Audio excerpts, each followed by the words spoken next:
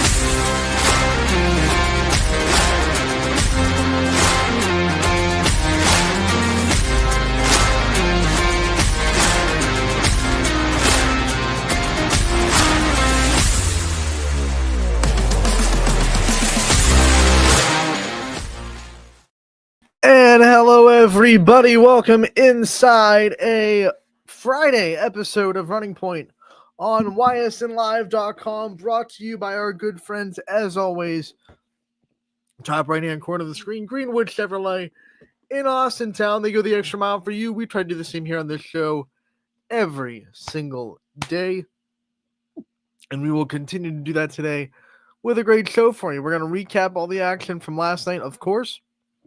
We're going to preview the weekend and today that's going on, because we have a lot going down, not just tonight, but tomorrow as well. And we will continue profiling and highlighting the great interviews that we get throughout the season. We have a Coach's Corner and season preview from TK Griffith, the head coach of the Hoban Knights basketball team, with Ty Bartell. That'll be featured on today's episode. They just got the win last night over Central Catholic. So, I should say North Catholic. A great win. The boys are off to a great start down there in Hoban. So, up there in Hoban, up and to the east. Wow, up and to the west. Jeez. TGIF, am I right? My brain's going a million miles an hour. I apologize for the late start today. There was one more thing I wanted to get done before the show started, and it just took me like barely longer than I anticipated. I try to map everything out, right? So like today I had like prep for the show at noon so I could get something done. And I started at 12:30 because I wanted to wait until it got processed on YouTube. It was Wrestling Wednesday, by the way. That'll be up on our website very soon. All I have to do really is hit publish. I just came on to the show, and after the show I just have to hit publish. But Wrestling Wednesday takes a little bit longer for YouTube to process, because it's a longer video than most. It's like a half a Running Point, so it's usually like 30-minute segment. So it takes a little bit longer for YouTube to process. So I'm sitting there, I'm like, okay, well, I'm waiting for that to process. Make sure I know what I'm talking about in the show today. Get the video ready for the interview, all that stuff. And then I'm like, okay, I'm gonna get this Wrestling Wednesday posted before the show. And then I'm looking, it's like it's 1:03, and oh no, I gotta get the show on the air. So I do apologize for the slightly late start, but we're here. We're not skipping on you. We're back here on Running Point. Let's dive into the scoreboard from yesterday and see what was going on in yesterday's action on YSN Live. The scoreboard, as always, presented by Burnett Pools, Spas, and Hot Tubs. And the scoreboard is a great tool for the YSN fans, whether you're at one of the games or watching one of our broadcasts. Either way, you don't want to look away from the screen for too long. And the YSN scoreboard is a great and easy way to get live, updated scores from across the YSN family on your favorite teams, whether it be your heated rivals or your best friends. There's no better place to go than the YSN scoreboard. So here we go from last night. We did have boys basketball in action. Canfield traveling the east, and the Cardinals were all over the Bears, 71-37, the final score there. Canfield rolls on the road. East Liverpool with the 58-36 win on the road against Harrison Central. We had an MVAC boys matchup in Jackson Milton versus Western Reserve. Remember, this is a trophy game. The second time these two teams play, but the first time around, Western Reserve gets the win 61-47. That is the final score there. McDonald with a big win over Springfield. 75-44 final score. Excuse me for a minute.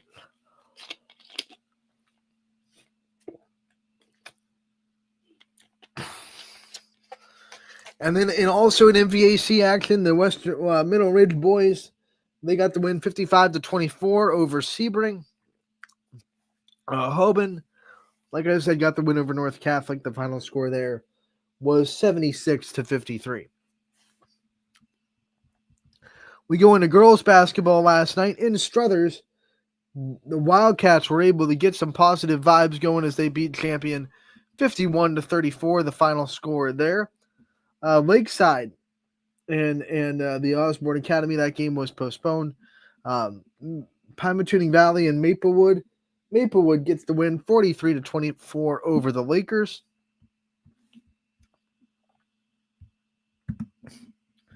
We go to Heartland Christian in Toronto. Heartland Christian gets the win on the road 54-48, the final score there. Perry welcomed in Richmond Heights, and they fall 39-19 to Richmond Heights. Columbiana went to Southern, got the win 57-18. And Wellsville goes to Latonia and wins 51-15. Another one in EOAC action. United all over Valley Christian. 58-28, the final score there. Badger gets the win 67-20 over Fairport Harding. We have Matthews and Grand Valley playing. Grand Valley all over that one, 59-20 as well. Lakeview goes on the road at Niles, holds off a Dragons comeback, and it is a 59-55 final score there. Girard and South Range getting NE8 play started in the Thriller Dome, and it was a close one, but Girard able to make some plays down the stretch to win the game after South Range took a 41-40 lead in the fourth quarter.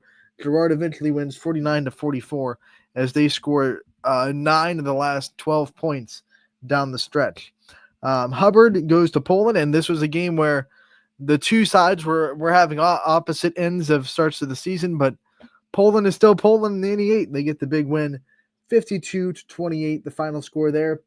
Blackhawk is able to beat Beaver 59-44, and then Mohawk goes on the road and gets beat by Riverside 57-27. So now that we got the scores down, let's talk about some of these games. I want to start with Canfield. Going on the road on the boys' side, getting the big win over East. We were able to get a little insight on how everything happened down in Canfield.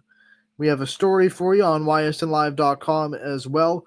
Very balanced attack for the Canfield Cardinals when you look at how they were able to dominate this game. Jude Shapiro and Bryce Roberts both had 11.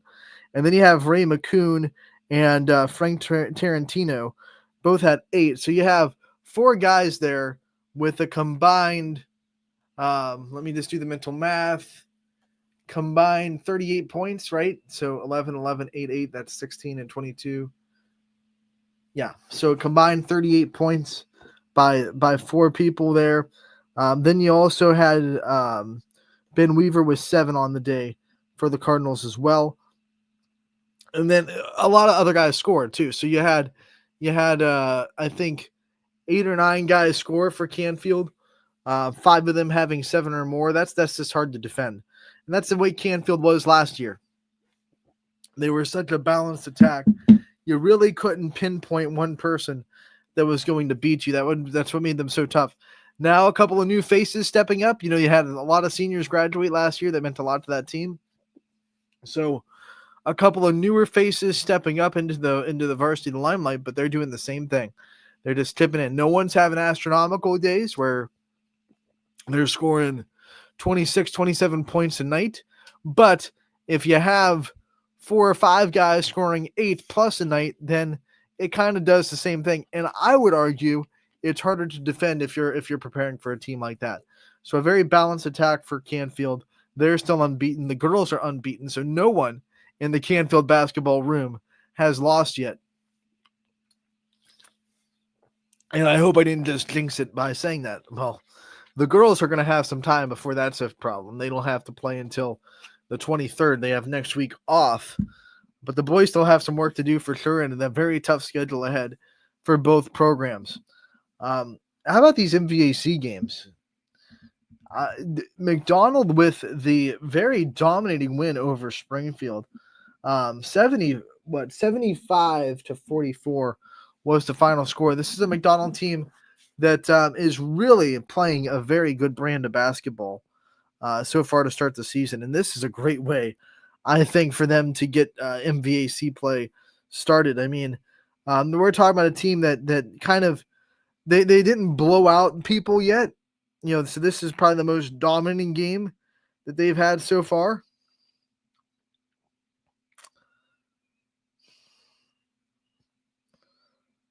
When you look at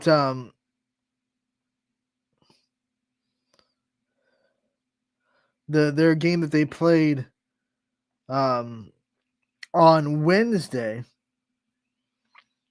they lost 37-33, right? So or they cut it to 30. They were down 27-9. They were able to come back, but then they just weren't able to finally finish that game that they played before the Springfield game. So we're able to come back against a lot of odds. Springfield's a really good team. They're back at home. They make the plays in order to win. So I think I really like this McDonald basketball team. I was able to see them during a preview at Warren Harding, and they look really good. They look balanced. They look like they have a lot of guys that definitely know what they're doing out there. We go to girls basketball. This is a good game for Struthers. This really is. Talk about a program that really started the season in a rough way with a lot of good teams on their schedule. They weren't really given a breath. They took their lumps, and a lot of people were asking me what's going on with Struthers? They were supposed to be one of the top teams in definitely in the conference this year. They're returning a lot of people. Keelan Kimball's healthy. And I'm just like, hey, the schedule is brutal to start the season. There's no let up, right? So if you lose a little bit of momentum or you lose a little bit of confidence, and then the next game is Warren Harding, and you don't have a lot of room there to kind of pick yourself up. They finally had a little bit of breath between games. They got back in the field house, and they were able to take care of Champion. And I think they match up pretty well with Champion when you think about it, because you look at the Champion team, very good basketball team. They can score, but they're more of they're a smaller basketball team. They don't have necessarily the size or the depth, mind you. And Struthers with Gianna Martin and Ava Croyle and even Caitlin Kimball, who's bigger for a guard. I think the size advantage was there.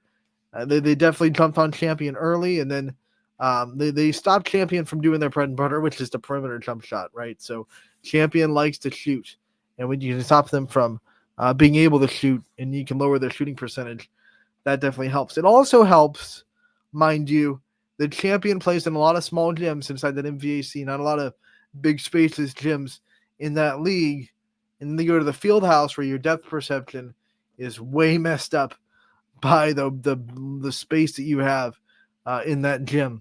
So that could have hurt the shooting for Champion too. You never know.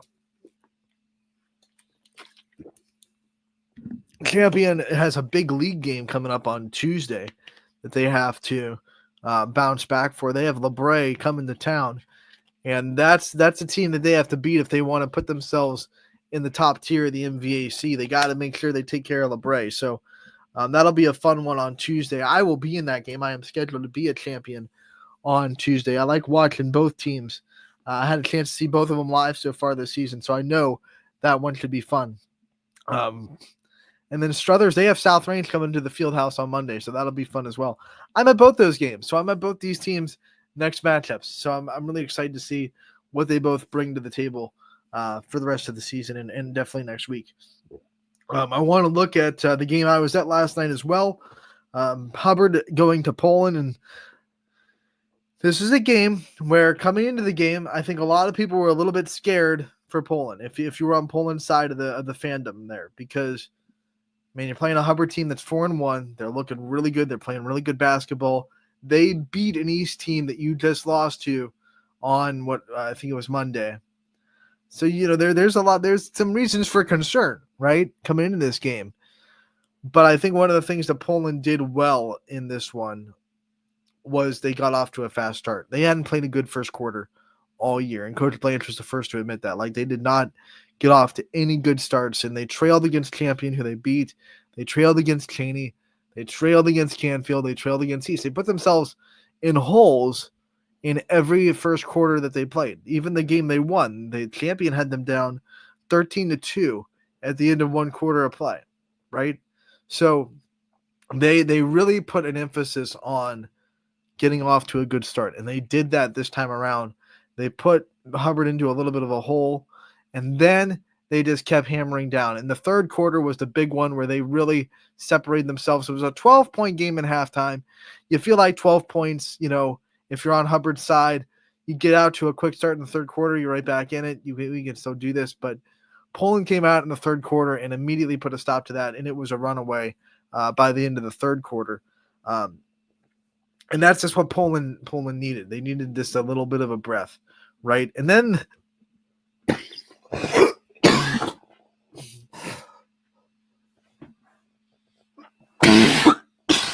excuse me. They need a little bit of a message, right? This is a message to the rest of the conference.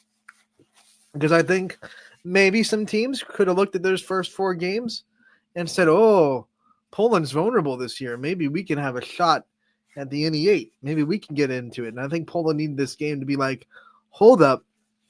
We're still the 5-time defending NE8 champions. We've only lost a handful of games in the NE8 ever. We've never lost at home. They've never lost an NE8 game in Poland. And maybe they just needed to remind everybody of those facts a little bit last night. It felt like a team that just wanted to just remind some people, like, hey, we're still Poland. You're still going to have to come right through us and beat us if you want this conference. Now, they have a really big road game on Monday coming up against Girard. That is one of the places that they have lost in the NE8. They've only lost to Girard, South Range twice, and I think Ed Struthers once in the NE8. I could be wrong, and if I am, I know Nick Blanche is going to hit me over the head the next time he sees me. But I think that those are the only teams they've lost to in the NE8, and they've all been on the road. So Girard I can confirm that they've lost to Girard because I remember that game very vividly. But Girard is one of the places that they have lost in the league before. It's going to be a tough game. They have a lot of weapons you have to stop. You have to stop Allie Gassman. You have to stop Kaylee Wilkes. You have to stop Mackenzie White. They play really good offense and defense, respectively.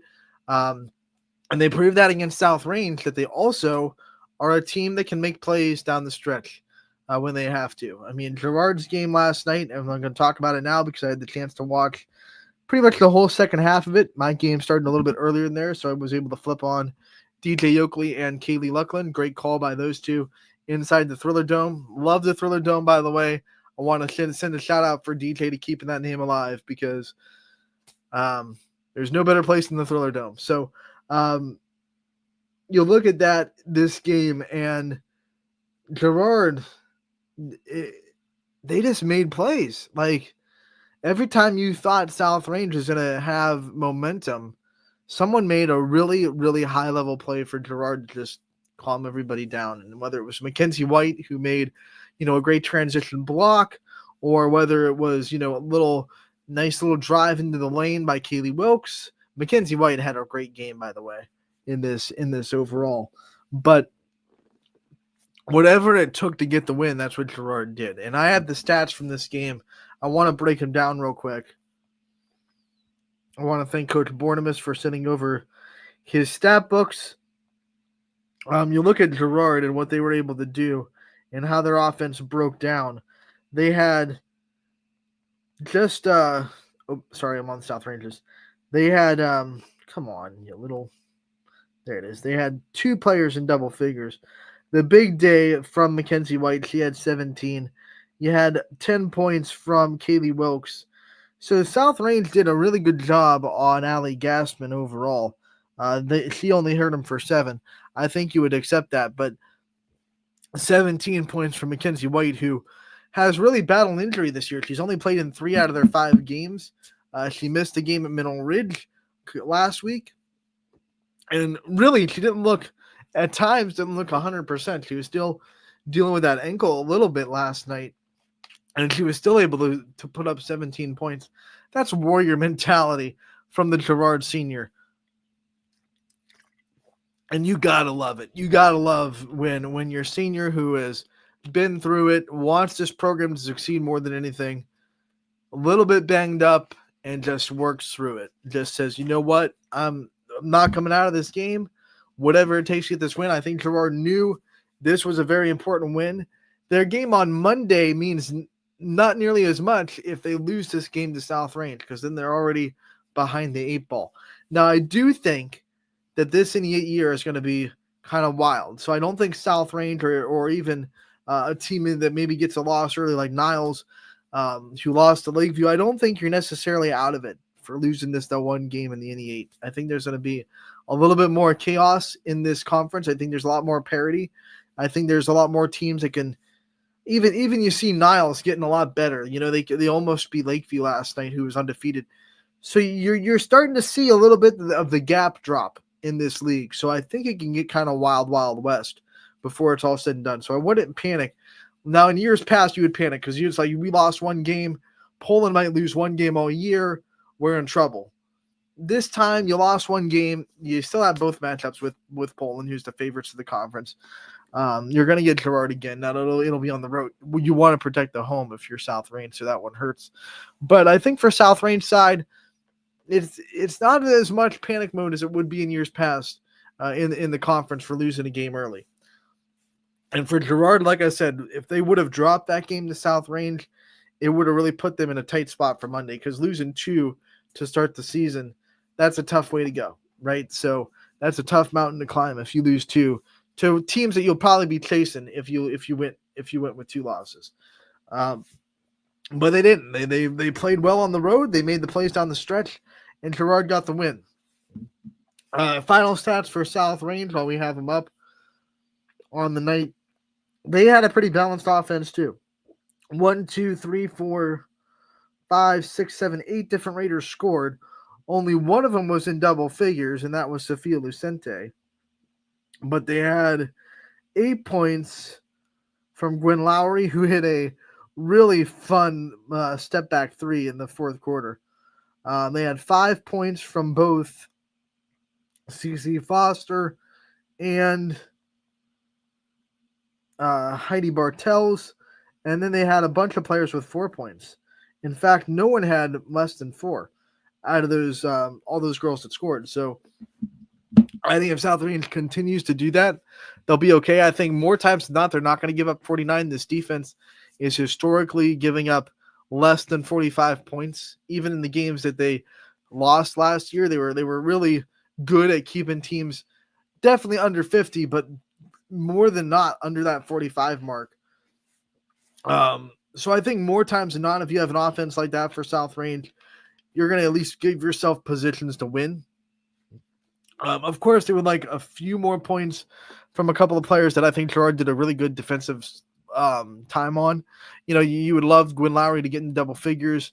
You would probably love a few more points here and there from a couple more players that are starters. But I think that balance is what Jeff Fitchell is looking for. This isn't a team like Gerard in the sense where Gerard has, you know, multiple teams that can beat you, and kind of like Canfield boys, we talked about them a little bit earlier on. South Range is a team that doesn't have that one player that's usually going to go off and score 26 a game for you, but they have 4 or 5 players that can go and score 6 to 10 points per game, which I would argue, once again, harder to prepare for, harder to defend, because you can't just circle one player and say, if we stop them, then we're going to be putting ourselves in chances to win that game. Now, I think just like Canfield, you have a player that's like number 1 to stop. I think for South Range, you say, we cannot let Gwen Lowry go off. She's their best shooter. But if we don't, and then we let Sophia Lucente go off, or we let Cece Foster get loose, or we let Taylor Dado score in the paint, then you're going to be in trouble, right? Same thing with Canfield. I think I would say Ben Weaver is probably that guy that you circle a couple of times and say we can't let Ben Weaver dominate this game for Canfield boys. But if he doesn't, you got so many other players. You got McCoon, you got Tarantino, you have Shapiro, who is a great point guard but can also score when he needs to as well. You got a lot of players. I don't know how to really prepare for that other than just play really good defense, right? Play really good overall defense. I think both teams are going to be really okay when the season progresses. I liked what I saw from both teams. And then one more before we get out of the scoreboard. Shout out to Lakeview. We've been doing it all year. This is a team that is putting their foot in the ground this year and really trying to stamp themselves as competitive. Yeah. But they're trying. They have a lot of proud players that have found success in other sports too, that want basketball to be at that same level, right? They want basketball to be where softball was last year, sharing the NE8 with South Range, and knocking South Range off to do that on the road in softball last year, right? That was a great team, and a lot of players from that team play basketball. They saw what volleyball has been doing for a long time. They want the basketball team to be in that conversation as well. And they're really playing a very motivated brand of basketball right now. They had a big lead. Niles started to come back. Niles is making a lot of strides, but Lakeview was able to hold them off. It was a very impressive win for the Bulldogs to open up NE8 play. And now they can also say, hey, you know what? It wasn't just non-conference. You're succeeding. This was, okay, we're going to go into the league. We're going to get a win against a team that is very competitive in Niles. They've proven that this year already. They've got a fight with Niles. They proved we can make high-pressure situation plays with Niles. I like what Lakeview is doing, and I like Sophie Irwin, who scored 22 points for the Bulldogs. That's a great performance from her. We're seeing a lot of good things from this Lakeview team. A lot of players that can beat you. It's the same tone, right? You got Irwin, you got Max Stowe, you got Isabel Eisenberg, Talissa Warner's having a good offensive year. A lot of people that can really give you problems on the offensive side of the floor. I'm excited to see what Lakeview does in the conference as they keep going on. But everyone still has to beat Poland. That's the bugaboo in the NE8 right now. You still got to go and you still got to beat Poland. Hubbard couldn't do it last night. They'll have one more chance in Hubbard later on this year. I think Hubbard's fine. I like what I'm seeing from that team. Kamaya Howell was a little banged up last night. Didn't come in the second half. I think she's okay. I think once that game turned into a little bit of a runaway, I think very smartly Coach Manzo was like, you know what? Probably not going to come back in this game even with her on the floor. Let's just not risk one of our best players and just say, you know what? Let's try to get what we can with the players that are on the floor. Let's not risk it, because I feel like seeing her after the game, I'm not a doctor. I'm not going to speculate, but I think she's okay. I think she's going to be good to go. I definitely hope so, because that's someone that Hubbard needs on the floor. And Jillian Palumbo put up a great effort, 16 points. She did her job. That is for sure. So Hubbard's okay. Hubbard's going to be fine. I think they're going to have a really good season. I like what I'm seeing from that basketball team on the girls' side as well. We are going to jump from girls basketball to boys basketball for our season preview. Today we have TK Griffith from Hoban. The boys team got the win last night. We're going to hear a season preview coach's corner from him. Ty Bartel had the interview. That's coming up next on Running Point after we pay some bills and say hi to some of our sponsors. Don't want to miss it. Running Point always brought to you by our good friends over at Greenwood Chevrolet in Austintown. We'll be back in a minute. 21 News delivers the news as it happens, using the latest technology from where it happens. Live here outside the Mahoney County. On air, online, Wednesday afternoon weather update. Very dangerous. and on the 21 News social media platforms. From I'm on the road right now. 21 News, the Valley's only locally owned source for trusted news since 1953. Craftsmanship to us is 60 years of pride and dedication. Passed down from generation to generation. The hardwood floors that your kids take their first steps on. The solid wood doors you quietly close at night. The things we create day in and day out are the products that end up turning your house into a home. At Baird Brothers Fine Hardwoods, uncompromising quality and craftsmanship built our business. And it will keep us moving forward for generations to come. Going the extra mile at Greenwood Chevrolet means we want to take care of the community that takes care of us too. And we have to work together always. And that's how you stay in business for 40 years. You know, I love being a helper because when I help somebody, it makes me feel good. It means a lot that I can make a difference in others' lives. So I will do everything I can and just being there for them every step of the way. I want them to know within the first 5 minutes that they could depend on me. That's what going the extra mile means, only at Greenwood Chevrolet. Before the lights come on, before the workday begins, before a long day is ended, or it's time to have fun. It all starts with the people at Joe Dickey Electric. From replacing a light fixture in your home to building a substation for your business, no job is too big or too small. The people of Joe Dickey Electric power them all. Joe Dickey Electric, over 60 years of powering the Mahoning Valley. Welcome back to this Friday episode of Running Point on ysnlive.com, brought to you by our good friends over at Greenwood Chevrolet in Austintown, top right-hand corner of the screen, right there, point in the right direction. We are continuing our trend of putting up player profiles, coaches' corners on this show, highlighting the great coaches and players around the area. Today, we are going to feature a coaches' corner and season preview from the boys basketball coach in Hoban, TK Griffith. Always awesome to talk to him. Ty Bartell had the pleasure this time around. So I hope you enjoy this interview as much as we enjoy putting it up. Welcome in, everybody. Ty Bartell in with another edition of Coach's Corner, and I'm joined by a very special guest today, a man that I feel needs no introduction. He's known statewide as a legend in the sport of high school basketball. He is considered the GOAT by myself. The man, the myth, the legend. Open boys basketball. I don't know about that. I don't know about that, Tom. That was I've never heard that one before. I always do it.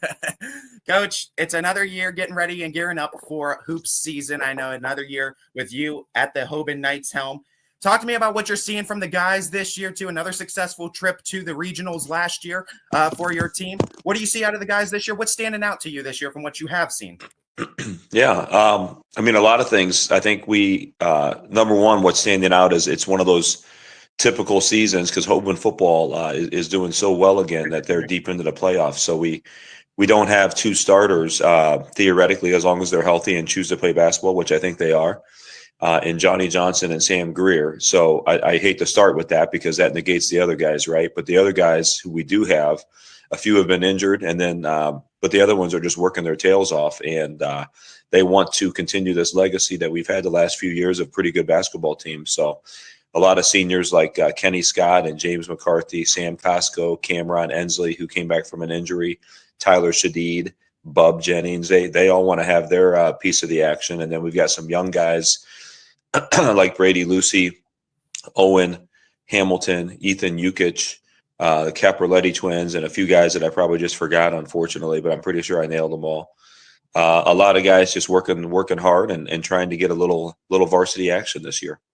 Well, you know what the standard of Hoban basketball has been to. It's been a high standard of successful seasons and very tough gauntlet schedules that you guys always put forth in front of you. When you talk about keeping that standard of success, does the identity for teams change year to year, or does just the strengths that you play to change year to year? What would be the strengths of this team this year, you would say?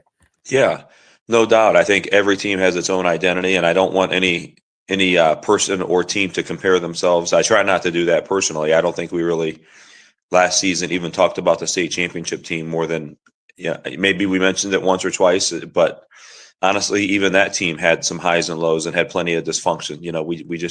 We got it right at the right time. And God kind of blessed us with that run. So it's not like that was a perfect year either. It just ended kind of perfectly. But I think every team has its own identity. It has leaders. It has people who are chemistry guys. Every team has to find its own synergy and its own cohesion and how to play best together. And it kind of takes us a while sometimes at Hoban, just because, like I said, the football guys oftentimes come in late after maybe like a state championship run, and our schedule is kind of a bear these days. So you might be getting your butt kicked while you're trying to experiment with stuff. So yeah, every team has its own identity, but I don't want these kids to have to compare themselves against anything, because it's not really the way we don't set them up like that. At least I hope I don't.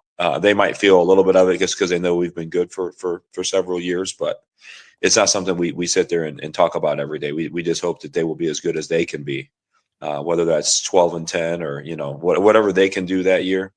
That's all we can hope.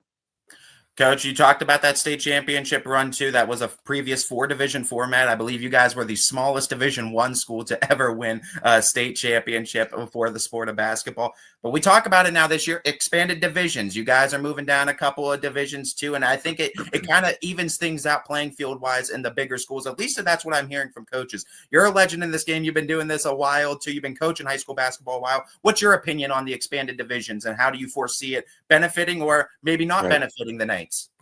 Yeah.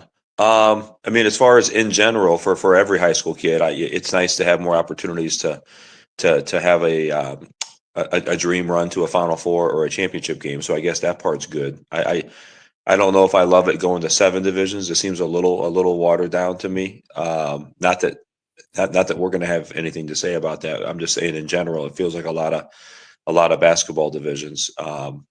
However, like I said, the joy of a tournament run is pretty special. And if more kids can celebrate that, I do understand that piece of it. As far as us, I don't think it's any better for us this year than it was because of how loaded Division III is. But I think there could be some years in the next 5 to 10 years at Hoban where it might help the coach.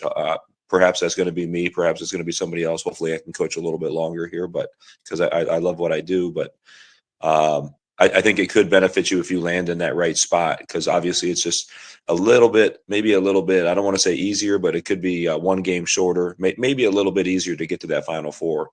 I don't think it's ever easy to get to a Final Four, so I hate to even say that. But Division III this year, it doesn't look that easy for us because you got Garfield Heights, you got Louisville, St. V's, Gilmore, maybe CVCA. I haven't even looked, to be honest with you. I just know when I saw those 4 big dogs, I thought, oh man, this isn't going to be easy. So. But again, you just have to try to win one at a time. And maybe if you get in the right district, or maybe you the right matchups, or you're playing well, you can make a run. You talk about the gauntlet of a tournament that it might be in Division III with all those big names too. But I know you guys always prepare yourself for the tournament with a gauntlet of a regular season schedule. Talk about some games that are highlighted on the schedule for you this year that you're excited to test the Knights against.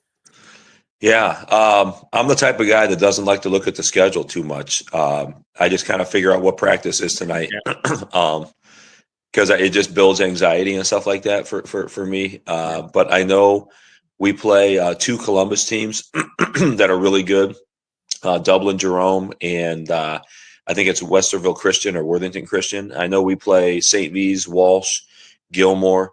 I know we play Warren, JFK, Louisville, although I heard Louisville might have just dropped us because they got into something else, which is a bummer.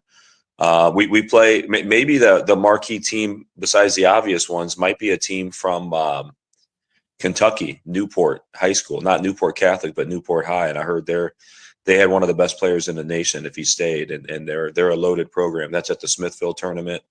I'm just mentioning a few, and I hate to even. There's a Pittsburgh North Catholics coming in.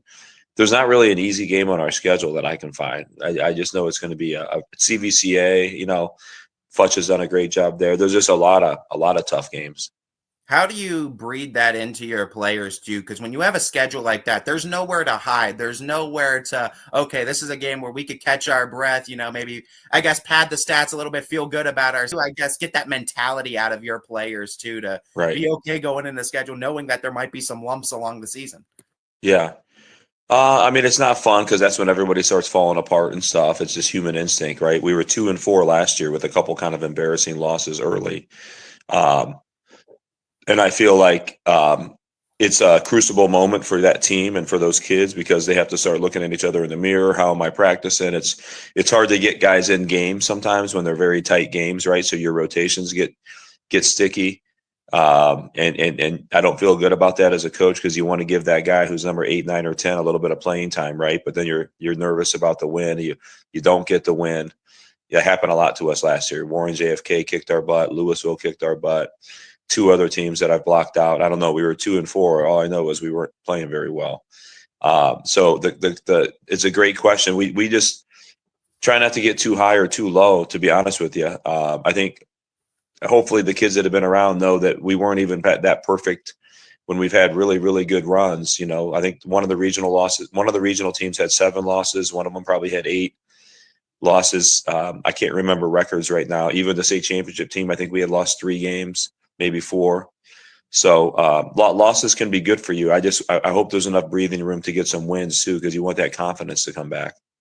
You talk about what you've been able to do as a coach in your 30 years with the Hoban Knights too, and just your coaching experience in general. You always get the most out of your kids too. And I know that's always, like you said previous in this interview, that it's always one of your goals to get the most out of your kids, regardless of records. And I truly believe that every player I've ever seen play for you, I feel like I see them play with 110% out there on the court for you at all times. What's your secret? What's your trick to getting the most out of your players year in and year out, and how you've been able to do it so consistently for so long? Yeah. I don't think it's a secret. I think a lot of it is the benefit of being at Hoban and the kind of families and the kind of kids that we attract. I think I've always felt like Hoban gives out a very authentic vibe to the community, and a vibe of work ethic and a vibe of blue collar type of people for the most part. And so because we give out that vibe in our admissions and people kind of know us for that, then we attract those type of families, right? So then when they come to Hoban, it's not like I have to, come up with some magic pill. I hope then once they get into the basketball program, we try to be honest with kids and proud of the opportunity to represent Hoban, and hopefully we're also authentic, and maybe hopefully some years if it was a good year, I think they want to do well for you as the coaches, the assistants, Norm, all of our guys, they have good relationships, probably better relationships with the other guys than me because I'm getting old now. But they want to perform well for their parents. They want to perform well for our community, and I think on the good years they want to make the coach proud too. So it's kind of like a lot of intangible qualities that I don't think it's anything special that we're doing that other people aren't doing. Hopefully, for them and for everybody, because the basketball coaches are pretty good across the board. There's a lot of different ways to do it, but. So I don't think it's a secret sauce other than just trying to change, evolve, get better every year. I like learning about the game and stuff like that. So that's kind of fun. I like experimenting with stuff. Hopefully we try to keep it fun. The last 5 years, I think we've tried to keep it fun too. I don't like to go 3-hour practices. I like to go 90 minutes, maybe 100 minutes. I want these guys to love basketball in late February, not hope the season ends. When we're not getting on the lines running 25 down and backs every day, which is just stupid to me. If we practice hard and get after it, then they're going to, and we go hard for 90 minutes or maybe 100 minutes, then there's going to be joy for the game. Like when practice is over, if the guys are still shooting around and wanting to be in the gym, then I know I've got it right. If they leave right away, then I know something's wrong. So I like to leave them with a little bit hanging. And then I see guys wanting to stay in the gym, work on their game, work on their shot. And then those are the years where you're like, okay, we got this figured out because they still like basketball somehow. I love it. I love it. And when we talk about wanting to represent their community, wanting to represent Hoban, I think it starts at the top. And I feel like there's really not many better people that represent Hoban than you. I feel like you exemplify Hoban in a person, man. I mean, principal, graduate, you've won state championships as a player, as a coach. I mean, you've done a lot with this Archbishop Hoban community. Talk to me about the love, man, the deep-rooted love you have for it, to keep coming back year in and year out, keep representing it to the highest of standards. Yeah. It's family. It's family to me. It's just my whole life. Tough to put that one in words because my dad went to Hoban, my father-in-law went to Hoban, my wife went to Hoban, I went to Hoban, my kids went to Hoban, my aunts and uncles. So it's been just what my whole life has been about. So therefore, it's easy because it comes natural to want it to be kind of like a lighthouse for society. They kind of keeps society safe, and then graduates its people. They go on, but yet we stay there, kind of like Motel 6. We'll keep the light on. We'll keep the light burning for the next generation, and just wanting to be a good place for society. And there's a lot of people beyond me, a million people beyond me, who are also feel the same stuff towards Hoban, the same love towards Hoban. And there's a lot of families that have been third, fourth generations. That might have been the key to that tournament run, is like you had the Greers, who were third generations, the Hardmans, second generations. My son was third generation. There was a lot of blood there that you don't always get that at the Catholic schools, because sometimes people move away. So to answer your question, it's just something that comes naturally to me, because that's what I've devoted my life to.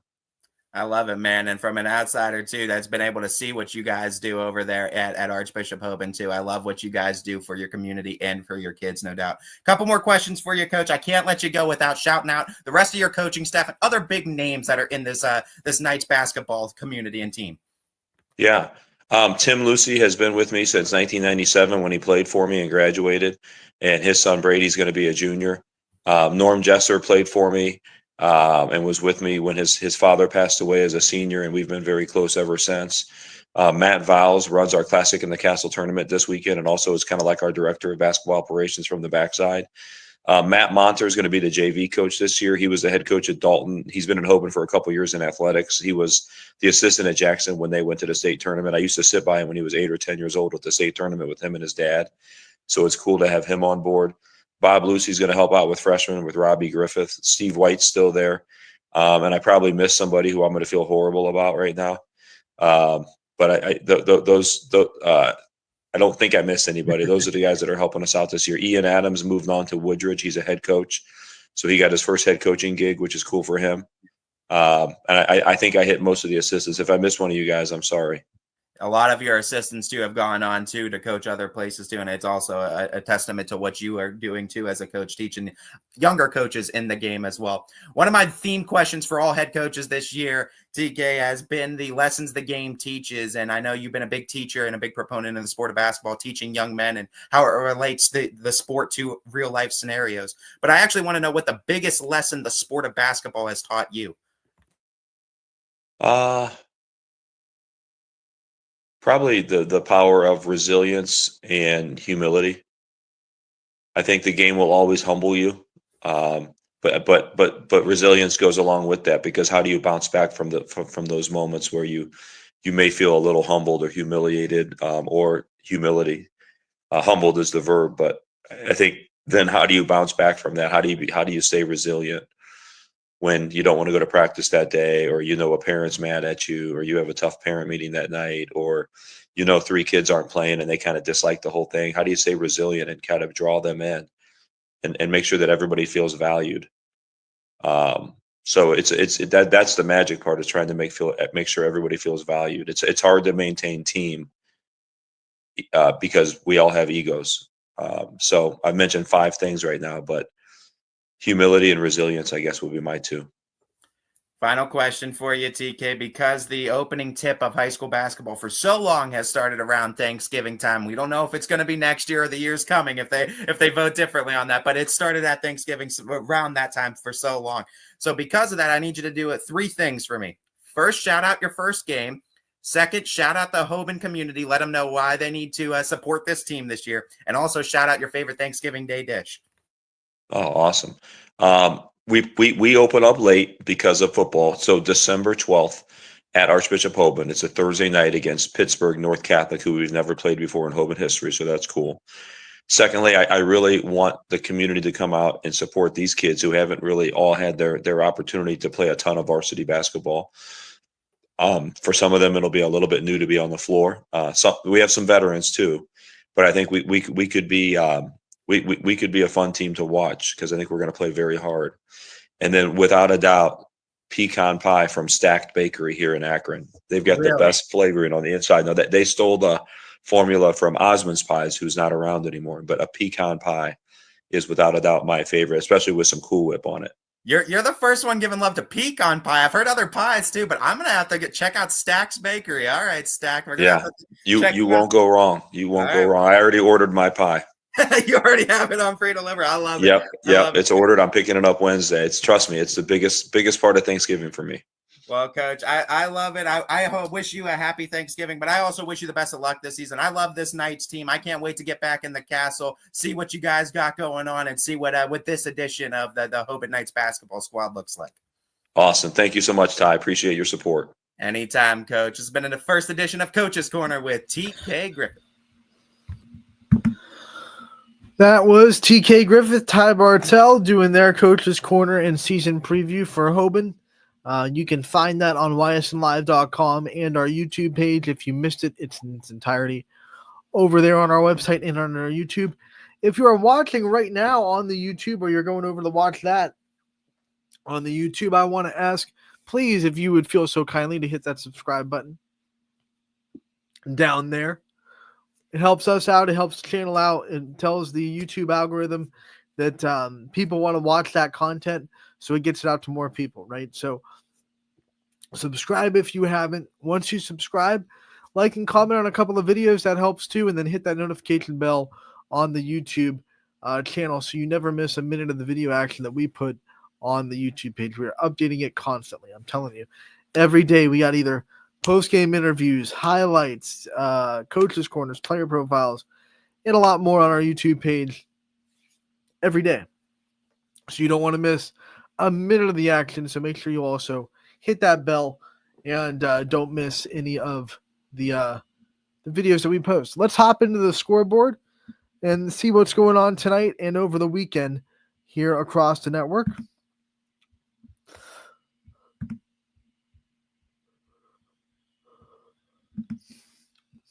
We will scroll to today's scoreboard.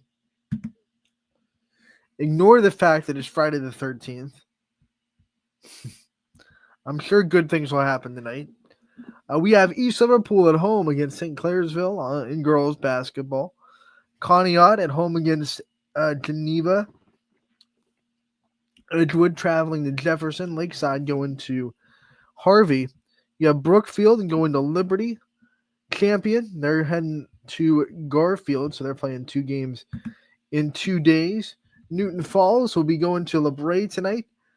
You have Jackson Milton hosting Western Reserve. Springfield will go to McDonald in MVAC Scarlet Tier action. Sebring goes to Middle Ridge. You have Chalker, they're going to Wyndham. And Ursuline will be going to Cheney. That'll be a part of the boys-girls doubleheader in Cheney. Girls will play first, boys will play second. In the boys basketball world tonight, Austintown Fitch at home against Mayfield. You have Conneaut going to Cardinal. Salem hosting Minerva and EBC play.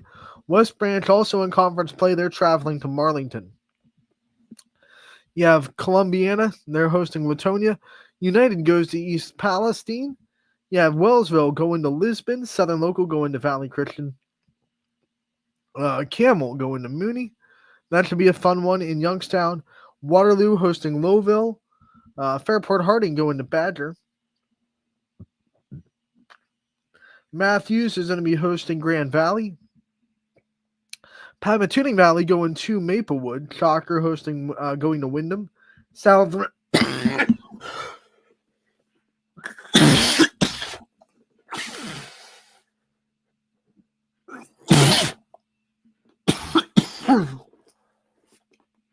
Excuse me. Having a rough day, I guess, with the voice. South Range going to Girard, opening their season, first game of the year for the Raiders.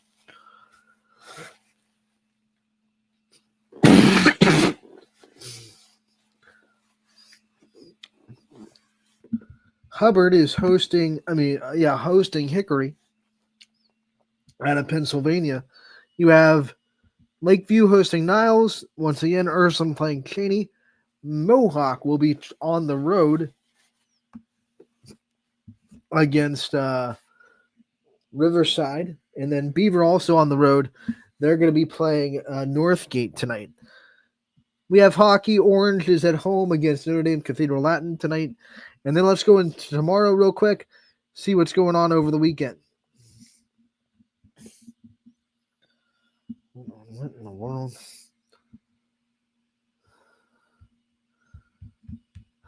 How did that happen? No. All right.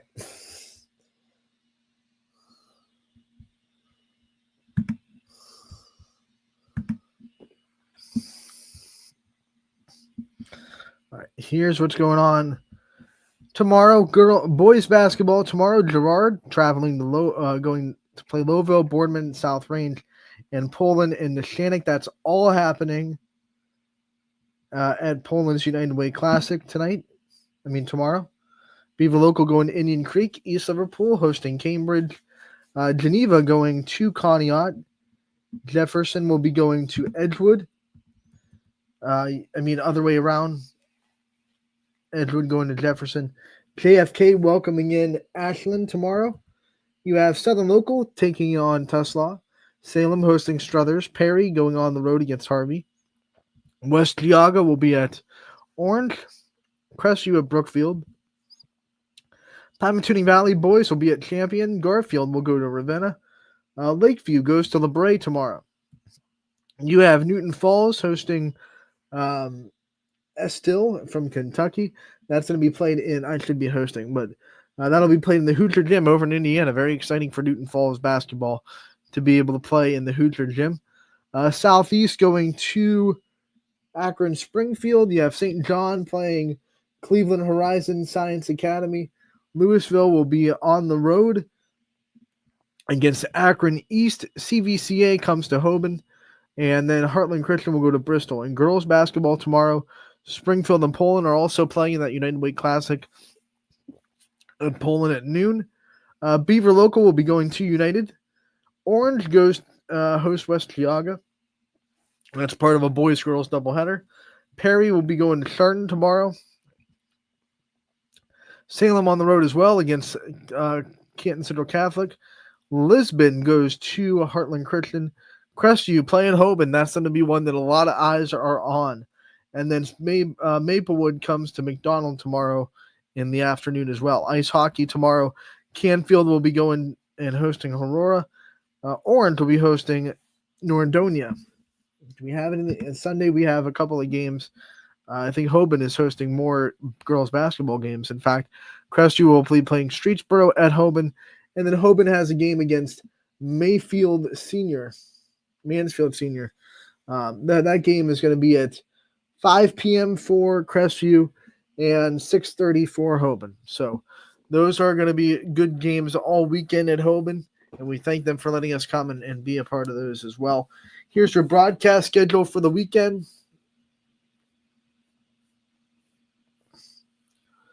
And tonight we will have Springfield and McDonald girls basketball. I will be in that for the action there. The Ursuline and Cheney boys doubleheader will be handled by Chris Sigler and Steve Leslie. Garrettsville Garfield School broadcasting their champion game, so that one will also be on YSN as well. Ty Bartell will be in Fitch for their boys basketball matchup with Mayfield. Eric Hughes will be at Mooney for their matchup with Campbell. You have Tim Figley at East Palestine for their matchup with United. Joe Eusebio will be in Columbiana, their host in Latonia. And Dakota Kotzel will be in Lakeview as Niles goes to town there. Tomorrow, here's your broadcast schedule. I will be back at McDonald for their girls basketball game against Maplewood. Chris Sigler will be at United for their matchup with Beaver Local. Noah Ricks has you covered for the West Geauga Orange boys-girls doubleheader. And Ty Bartell will have you covered for Crestview and Hoban, playing in Hoban. Boys basketball, you have Sam Torres covering Edgewood and Jefferson. You have Gary Burton and Scott Rogers in East Liverpool for their matchup with Cambridge. Dakota Kotzel in action at Champion as they take on Pymatuning Valley. And then Dom Pearson will be at Southern for their matchup with Tuslaw.